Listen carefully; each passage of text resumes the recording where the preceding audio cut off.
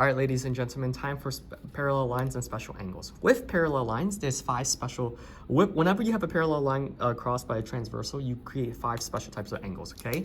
The first let's orient ourselves, right? Notice this is the transversal right here, right? And so look at where X and Y is, right? They're on alternating sides. They're on different sides of it, and they're on the inside of these two parallel lines, right? As a result, we call them alternate interior angles, okay? These are alternate interior. Okay. Now, this one, same idea. If this is the transversal right here, they are still on opposite sides. Y is on the left, X is on the right. And notice now they're on the outside of the parallel line. So we call this alternate exterior. Okay. On this one right here, notice how they're actually on the same side of this transversal, right? They're on the same side of this transversal, and they are on the inside of the parallel line, so we call them same side interior. And this one right here, notice how the 1 and 8 are on the same side. So we start with same side, right? Same side. And then we're gonna say that on the exterior, because they're outside of these two parallel lines, exterior, okay?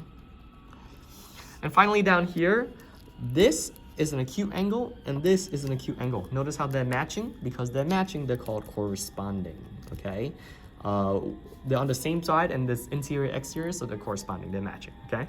So that's pretty much it. Now let's talk about their relationships very quickly, okay?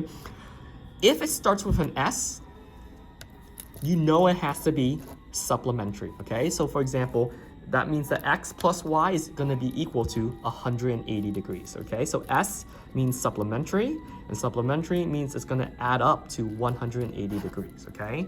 Now, if it doesn't start with an S, A, and C, that means it's going to be congruent, okay? It's gonna be congruent, and you set it up equal to each other. So, let's take a look at how we would actually solve for something like this, okay? Let's take a look at this, right? I see this angle, and this is the transversal, okay? Whoops. So if this is the transversal, and you have one on the inside, one on the outside, this looks like a corresponding angle, right? And what's the relationship? I know it doesn't start with an S, so it's gotta be congruent, okay? So what would the setup be? The setup is simply setting it equal to each other. So 12x plus 6 equals 13x minus 1. Okay, once you have that, now we can begin to solve. Drop the river, take the inverse of the smaller variable, minus 12x, like this. So you get 6 is equal to x minus 1. You add 1 on both sides, and here you get the x answer, okay? Pretty straightforward. Okay, this one right here, the type, notice how this is on the inside and this is on the inside as well. So I know that they are going to be the same side, and this is actually same side interior, okay, SSI.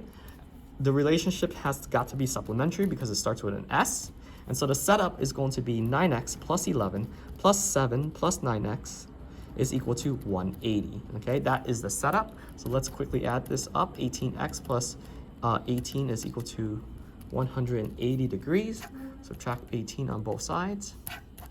18x is equal to 162.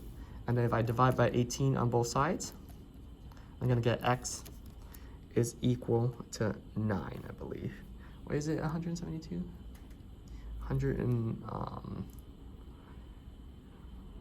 yeah.